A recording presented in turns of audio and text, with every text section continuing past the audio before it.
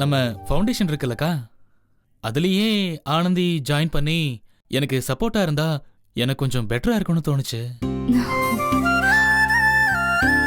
தமிழுக்கு கூட இது தெரியுமா தெரியாதான்னு எனக்கு தெரியல. நான் ஒருத்தரை விரும்பினேன். என்ன பேச்சு பேசிட்டு இருக்கீங்க? வியாபாரத்துல ஜெயிக்கணும்னா நாம இதெல்லாம் செஞ்சுதானே ஆகணும். அதை விட்டுட்டு இதை செய்யக்கூடாது, இதை மட்டும்தான் செய்யணும்னு கண்டிஷன் பண்ணா அப்புறம் கடையை எடுத்து போட்டுட்டு போக வேண்டியதுதான். வைஜெயந்தி, உனக்கு இது தேவையில்லாத விஷயம். அந்த மகாராணி ஜாலியா கிளம்பி வேலைக்கு போயிடுவாங்க. அவங்க வேலையெல்லாம் யார் செய்யறது? நானும் என் புருஷன் கூட சேர்ந்து கடைக்கு போறேன். என்னது? ஆமாங்க, இந்த மாதிரி வெட்டியா சுத்துறதெல்லாம் சரி வராது.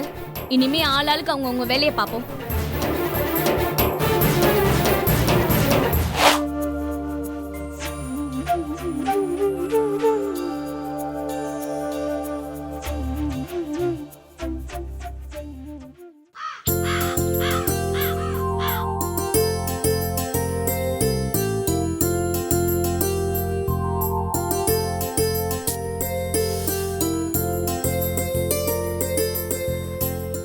தமிழ், அக்கா. தமிழ், என்ன ரொம்ப நேரமா இங்கேயே நிக்கிற?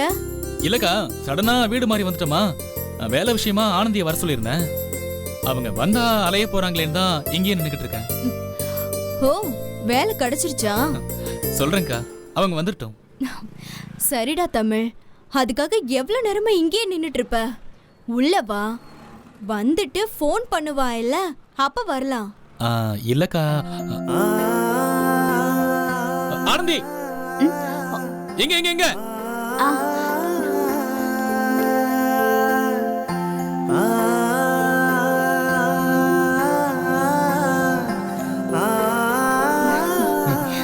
வாமா. அட்ரஸ் கண்டுபிடிக்க ரொம்ப கஷ்டப்பட்டீங்களா? இல்ல பரவாயில்ல.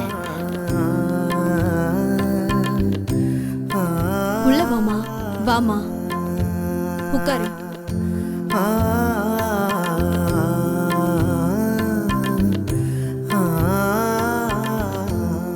எப்படி இருக்கமா? வீட்ல எல்லாரும் எப்படி இருக்காங்க? என்னம்மா? எப்பவும் போல சண்டை சச்சரவோட அப்படியே போய்கிட்டு இருக்கு.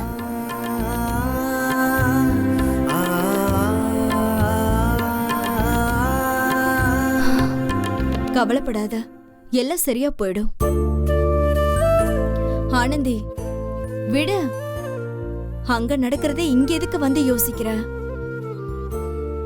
காஃபி சாப்பிடுறியா? இல்லக்கா, வேண்டாம். இப்பதான் சாப்பிட்டு வந்தேன். வேணும்னா அப்புறமா சாப்பிடுறேன்.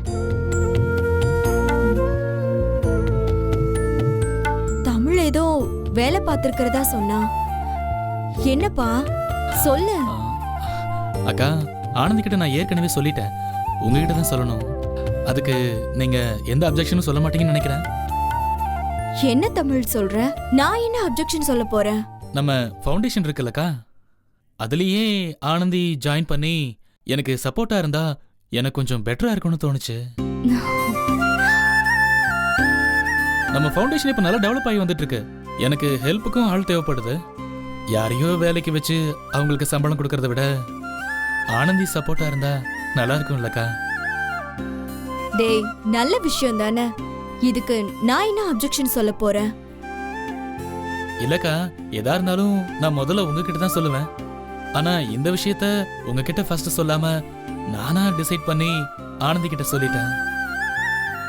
போடா, நல்ல விஷயத்தை யார்கிட்ட சொன்னா என்ன?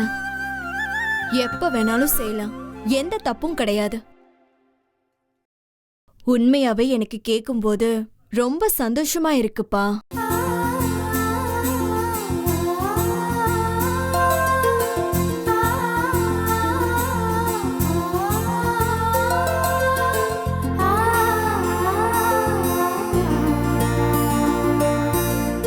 என்னமோ அன்னைக்கு ஆனந்தி நம்ம வீட்டுக்கு வந்திருந்தப்போ அவளை பத்தி எல்லாத்தையும் நம்ம கிட்ட சொன்னா.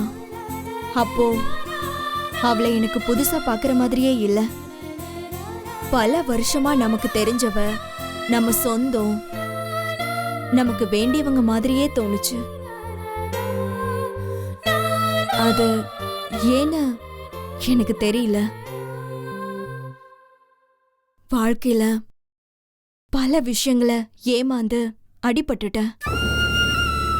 அதனாலதான் என்னமோ யார பார்த்தாலும் ஒரு சந்தேகம், ஒட்டாத ஒரு ஃபீலிங்.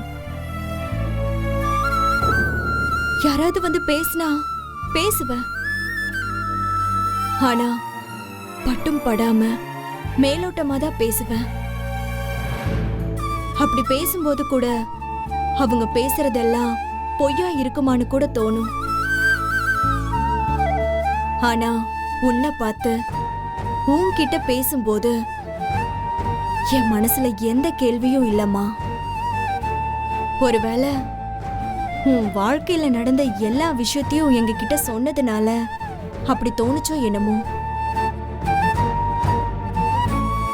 எனக்கு என்னமோ புரியல. எல்லா காரணத்தையும் தாண்டி உன்னை எனக்கு பிடிச்சிருக்கு. ஒரு பரிவு வருது. அதாவது சமீபத்துல யார பத்தியும் இன்ட்ரெஸ்டா தமிழ் என்கிட்ட சொன்னதில்ல. எத்தனையோ பேர் வந்து அவன்கிட்ட உதவி கேட்டு வாங்கிட்டு போயிருக்காங்க. எல்லார பத்தியும் என்கிட்ட சொல்லிருக்கான், கேள்வியும் பட்டிருக்க. ஆனா யாரும் வீட்டுக்கு வந்ததும் பேசினதும் இல்ல. அப்பப்ப கோகிலா மட்டும் வருவா, பேசுவா. அவ மேல எனக்கு அன்பு இருக்கு. ஆனா உன்கிட்ட அதையும் தாண்டி ஏதோ இருக்கு, சொல்ல தெரியல. உன்னை எனக்கு ரொம்ப பிடிச்சிருக்குமா.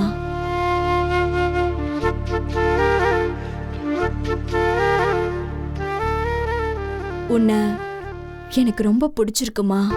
ரொம்ப சந்தோஷமா இருக்குதுக்கா. இங்க உங்க வீட்டுக்கு வர்றதே எனக்கு வித்தியாசமான அனுபவமா இருக்கு.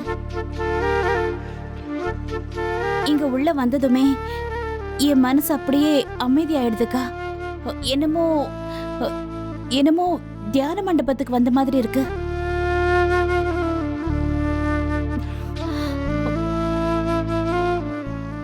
நான் ஆக்சுவலா ரொம்ப பயங்கரமா சண்டை போடுற ஆளு. நிஜமாதான்க்கா. நான் ரொம்ப கோவப்படுவேன், கடுமையான வார்த்தையெல்லாம் யூஸ் பண்ணுவேன். என் புருஷன் தப்பு பண்ணப்போ அப்படி ஆர்ப்பாட்டம் பண்ணிருக்கேன். ஆனா உங்களை பார்த்ததுக்கு அப்புறம் மனசுக்குள்ள ஏதோ ஒரு நிம்மதி, அமைதி. ஆனா திரும்பவும் வீட்டுக்குள்ள ஒரு குழப்பம் வந்ததும் மறுபடியும் பழைய மாதிரி நான் பேச ஆரம்பிச்சிட்டேன்க்கா. அப்படி பேசும்போது ஒரு நிமிஷம் உங்களை யோசிச்சேன். டக்குன்னு அப்படியே இளமை காணாம போயிடுச்சு. என் கோவம் எல்லாம் அப்படியே அடங்கி போயிடுச்சுக்கா. எப்படின்னு புரியல எனக்கு. இங்க வந்ததுல இருந்து அவ்வளவு நிம்மதியா இருக்குக்கா. ஆனந்தி, இப்போ நாம தியான மண்டபத்துக்கு போயிட்டு வந்தா மனசு லேஸ் ஆகுதுன்னு சொல்றாங்கல்ல, அது எப்படி?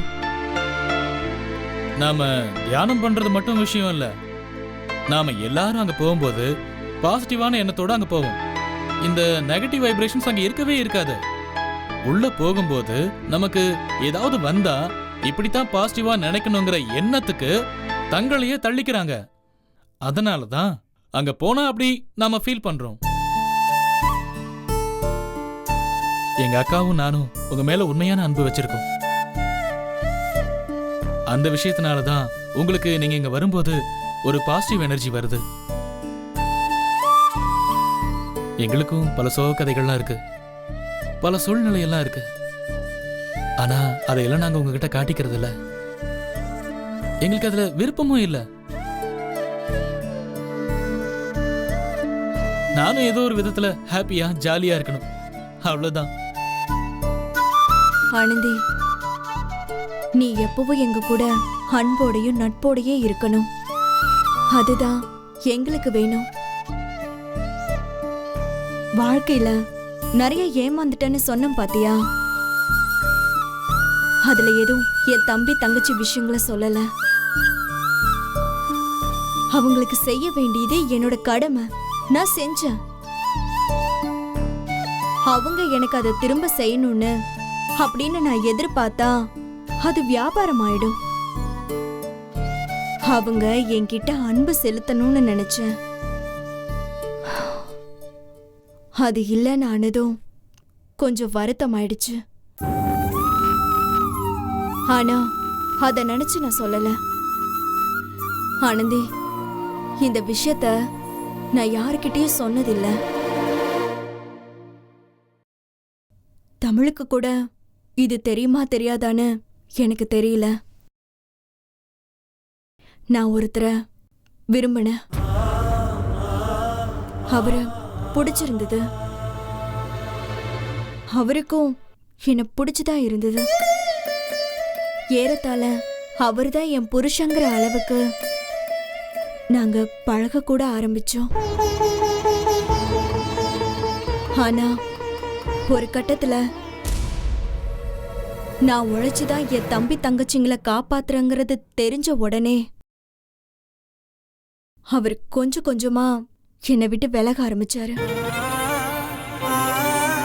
ரொம்ப சுயநலமா நடந்துக்க ஆரம்பிச்சாரு. என் நிலைமைய புரிஞ்சுக்காம வேற மாதிரி எல்லாம் பேச ஆரம்பிச்சாரு. வீட்ல யார்கிட்டயுமே இத பத்தியெல்லாம் பேசினதில்ல. என் மூத்த தங்கச்சிக்கு ஓரளவுக்கு இத பத்தி தெரியும். என் இன்னொரு தம்பிக்கும் தெரியும். ஆனா இவனுக்கு தெரியாதுன்னு தான் இத்தனை நாளா நினைச்சிட்டு இருந்தேன். இப்ப இவன் பாக்குற பார்வையில தான் எனக்கு தெரிஞ்சது இவனுக்கும் எல்லாம் தெரிஞ்சிருக்குன்னு. இத பத்தி நாங்க இதுவரைக்கும் எதுவுமே பேசினதில்ல. அந்த ஏமாற்றத்தோட ஒரு கட்டத்துல எல்லா மனுஷங்களுக்கும் இப்படிதான் இருக்குமான்னு என்ன நிறைய நினைக்க வச்சிருக்கு. அதுவும் தப்புதான். ஆனா எல்லாரும் அப்படி இல்ல. உன்னை பார்த்ததுல இருந்து நிஜமாவே என் மனசுக்கு ரொம்ப பிடிச்சிருந்தது. நீ நல்லா இருக்கணும். வாழ்க்கையில நடந்த எல்லா கெட்ட விஷயங்களையும் தூக்கி போட்டுட்டு உழைச்சு முன்னுக்கு வா. தமிழ் உனக்கு எல்லா உதவியும் பண்ணுவான்.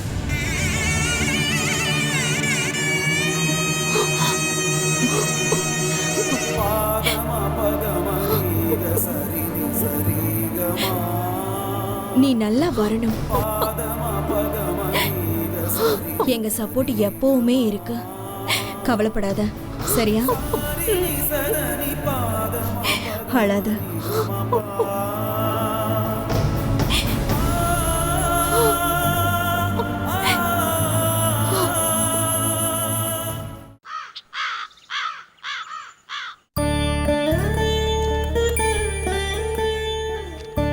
அண்ணே, சொல்லு சண்முகம். உங்ககிட்ட கடை விஷயமா கொஞ்சம் பேசணும். பேசலாமா அண்ணே? சொல்லு சண்முகம். அண்ணே, நாம டெல்லி பாம்பேன்னு எல்லா ஊருக்கும் பட்டு சப்ளை பண்ணிட்டு இருக்கோம்லண்ணே. அவங்க ஸ்டாக்கை கொஞ்சம் அதிகப்படுத்தி அனுப்புங்க, எங்களுக்கு பத்தலைன்னு சொல்றாங்க. என்ன பண்றதுன்னு தெரியல. இப்போ நாம கைத்தறியில தான் ஆர்டர் கொடுத்து ஸ்டாக் எடுக்கிறோம். ஆனால் அவங்க கேட்குற ஸ்டாக்கை நாம் மெஷின் மூலமாக பண்ணி ஆர்டர் பண்ணால் தான் சப்ளை பண்ண முடியும். அதான் இப்படி ஆர்டர் கொடுக்கலாமா இல்லை வேற எங்கேயாவது வாங்கி கொடுக்கலாமான்னு எனக்கு புரியலண்ணே. அதான் உங்ககிட்ட கேட்டேன். இல்லை சண்முகம், அது தப்பு. நெசவாளிங்க நம்மளை நம்பி பிழைக்கிறவங்க. அவங்கள விட்டுட்டு நம்ம மிஷினுக்கு போகிறது சரியில்லை. ரெண்டாவது, நமக்குன்னு ஒரு பேர் இருக்கு இல்லையா? கைராசி கடைனா கைத்தறி தான். காஞ்சிபுரம் பட்டுனாலே எல்லாருக்கும் கைராசி கடை தான் ஞாபகம் வரும். அங்க போய் வேற இடத்துல இருந்து புடவையோ இல்ல டூப்ளிகேட் பட்டோ அண்ணே டியூப்ளிகேட் பட்டுலாம் நான் சொல்லலண்ணே. நம்ம இப்போ காஞ்சிபுரம் பட்டு விற்கிறோம்லண்ணே, அதுக்கு கூடுதலா மைசூர் பட்டு, பனாரஸ் பட்டு இந்த மாதிரி ஸ்டாக் எடுக்கலாமான்னு தான் கேட்குறேண்ணே. ஒன்று மட்டும் புரிஞ்சுக்கோ சண்முகம், நம்ம கைராசி கடையோட சிறப்பே காஞ்சிபுரம் கைத்தறி பட்டு தான். காஞ்சிபுரம் கைத்தறிக்கு உலகத்துல நல்ல வரவேற்பு இருக்கு. இந்த ஊர் நூற்பு எத்தனை மெஷின்ல இறக்கினாலும் அது வராத சண்முகம். ஒவ்வொரு தறி போடுற குடும்பமும் மாசக்கணக்கில் நெய்கிற பட்டுக்கு இந்த மெஷின்ல நெய்யறதோ இல்ல மத்த ஊர் பட்டோ ஈடாகாத சண்முகம். நம்ம கிட்ட அவங்க கூட கேக்குறாங்கன்னா கொடுக்க முடிஞ்சா கொடு, இல்லையா அவங்க கிட்ட நிலைமையை எடுத்து சொல்லி பேசிப்பாரு. ஆனா அதுக்காக இப்படி வெளியூர் பட்டெல்லாம் வாங்குறது சத்தியமா அவசியமே இல்லை. அது நமக்கு முக்கியமும் இல்லை. நமக்கு முக்கியம் நம்ம தரம் தான். இங்க நம்ம கஸ்டமர்ஸ் எதிர்பார்த்து வருது நம்ம காஞ்சிபுரம் பட்டை மட்டும்தான். அதுக்கு மேல வேற எதுவும் நம்ம கிட்ட இருக்கக்கூடாது. ஏங்க என்ன பேச்சு பேசிட்டு இருக்கீங்க? வியாபாரத்துல ஜெயிக்கணும்னா நாம இதெல்லாம் செஞ்சுதானே ஆகணும். அதை விட்டுட்டு இதை செய்யக்கூடாது, இதை மட்டும்தான் செய்யணும்னு கண்டிஷன் பண்ணா அப்புறம் கடையை எடுத்து போட்டுட்டு போக வேண்டியதுதான். வைஜெயந்தி, உனக்கு இது தேவையில்லாத விஷயம். எதுக்கு நீ தேவையில்லாம தலையிட்டு இருக்க? ஏன் நான் பேசினா என்ன? இது சண்முகம் தம்பி பொறுப்பேத்துக்கிட்ட கடை. அவர் என்னமோ கேக்குறாரு, அதுல எதுக்கு நீ நடுவுல புகுந்து பேசணும்? ஓஹோ அப்படியா? சரி சரி வளரு, அப்ப நீயும் பேசுமா. நாம என்னத்த பேசுறது? ஏழை பேச்சு அம்பலத்துல ஏறாது. நாங்க நல்ல வியாபாரம் பண்ணி முன்னேறக்கூடாதுன்னு நினைக்கிறாங்க போல இருக்கு. அம்மா வளர்மதி, வேண்டாம்மா. உனக்கெல்லாம் நம்ம கடையோட பாரம்பரியத்தை பத்தி தெரியாது. எங்க அப்பா எங்களுக்கு சொல்லி கொடுத்ததுதான் நான் இன்னைக்கு சண்முகத்துக்கு சொல்லி கொடுக்கறேன். ஏங்க நீங்க சொல்றதெல்லாம் அந்த காலங்க. இப்பவும் அதே மாதிரி தான் வியாபாரம் பண்ணணும்னா இழுத்து மூடிட்டு தான் போகணும் கடையை. ஏய் போதும், என்ன பேசிட்டு இருக்க நீ? இங்க பாருங்க, நான் உங்க யார்கிட்ட எந்த கருத்தையும் கேட்கல. ஏங்க இப்ப நாங்க என்ன தப்பா பேசிட்டோம்? வியாபாரம் நல்லா நடக்கணும் தானே நாங்க பேசிட்டு இருக்கோம். போதும்மா போதும், நீங்க எந்த நல்லதையும் சொல்ல வேணாம். எல்லாத்தையும் நானே பாத்துக்கிறேன். எந்த பிரச்சனையும் இல்ல, விட்டுருங்க. அண்ணே நீங்க சொல்றதானே சரி, நான் அப்படியே பண்ணிக்கிறேன். ஏங்க நாங்க இன்னொரு முக்கியமான விஷயம் பேசலாம்னு இருக்கோம். ஆனந்தி மேடம் வேலைக்கு போறாங்களாமே, அதுல என்ன பிரச்சனை இப்போ உங்களுக்கு? ஏங்க நாங்க எதுவும் பேசவே கூடாதா? இது பாரு வளர்மதி, ஆனந்திக்கு வாழ்க்கையில 1008 பிரச்சனை இருக்கு. அவ மனசமாதானத்துக்காக அவ வேலைக்கு போறா. அதனால உங்களுக்கு என்ன? ஏங்க பிரச்சனைனா உடனே பைய தூக்கிட்டு போயிட வேண்டியதானா? எங்களுக்கும் தான் ஏகப்பட்ட பிரச்சனை இருக்கு தலைக்கு மேல. நாங்களும் வேலைக்கு போலாமா? நானும் டிபார்ட்மெண்ட்ல இருந்தவதான், எனக்கு ஈஸியா வேலை கிடைக்கும். வளர்மதி அவளுக்கு தெரிஞ்ச வேலைக்கு போறா. என்ன நாங்களும் போலாமா? எதுக்கு தேவையில்லாம வீம்புக்குன்னு இதெல்லாம் பேசிட்டு இருக்கீங்க? இன்னைக்கு இதை வச்சு பிரச்சனை பண்ணணும்னு முடிவு பண்ணிட்டு வந்திருக்கீங்களா? இன்னைக்கு இல்லங்க, நாங்க இத பத்தி கேட்கணும்னு எப்போ நினைச்சிட்டு இருந்தோம். அந்த மகாராணி ஜாலியா கிளம்பி வேலைக்கு போயிடுவாங்க. அவங்க வேலையெல்லாம் யார் செய்யறது? அவங்களுக்கும் சேர்த்து நாங்க வடிச்சு போட்டுட்டு இருக்கணுமா? போதும் வைஜெயந்தி, மனசாட்சி இல்லாம பேசிட்டு இருக்காத. இப்ப நீங்க தான் எல்லாருக்கும் சமைச்சு போட்டுட்டு இருக்கீங்களா? அடுப்பு தான் ஒன்னா இருக்கே தவிர ஆளுக்கு அவங்கவுங்க இஷ்டத்துக்கு தானே சமைச்சுக்கிட்டு இருக்கீங்க. அப்புறம் எதுக்கு பிரச்சனை? என்னங்க ரொம்ப லாஜிக்கா பேசுறத நினைப்பா உங்களுக்கு? சரிங்க, அவ வேலைக்கு போறது அவ விருப்பம் தானே. வாயை திறந்து சொல்லுங்க. ஆமா, அவ விருப்பம் தான். அதே மாதிரி நாங்க வேலைக்கு போறதும் எங்களோட விருப்பம். புரியுதா? நாங்க வேலைக்கு போவோம், இல்ல பிசினஸ் பண்ணுவோம். என் வீட்டுக்காரோட சேர்ந்து எல்லா வேலையும் கவனிச்சுக்குவேன். கரெக்ட்.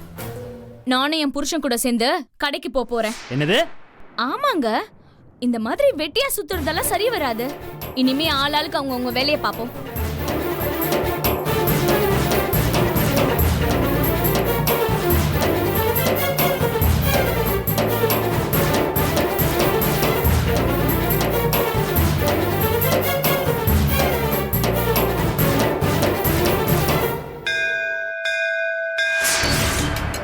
சொல்லுங்க சரவணன், என்ன விஷயம்?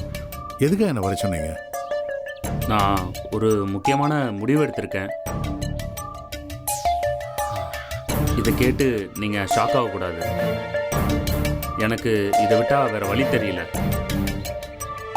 அதனால தான் நான் இப்படி ஒரு முடிவு எடுத்திருக்கேன். இதை பாருங்க சரவணன், நான் எல்லாத்தையும் இழந்துட்டேங்கிற காரணத்துக்காக என் பொண்ணோட வாழ்க்கையில் விளையாடாதீங்க. ஓ, நான் சொல்ல வந்ததை நீங்கள் முதல்ல புரிஞ்சுக்கங்க. என்ன புரிஞ்சுக்கணும்? நேற்று உங்கள்கிட்ட ப்ராமிஸ் பண்ணுங்கன்னு கேட்டேன்ல, நீங்கள் பேசாமல் போனதுலேருந்தே உங்கள் கேரக்டரை நான் நல்லா புரிஞ்சுக்கிட்டேன். இந்த பாருங்க, நான் உங்கள் சொத்துக்காக நட்டாஷாவை கல்யாணம் பண்ணிக்கல. அதை நீங்கள் முதல்ல நல்லா புரிஞ்சுக்கங்க.